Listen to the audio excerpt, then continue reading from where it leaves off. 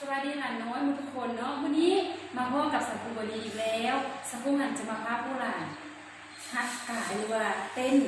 เพลงมือเนาะซึ่งจะเป็นอะไรนะให้ผู้หลานไปเห็นพร้อมๆกันเลย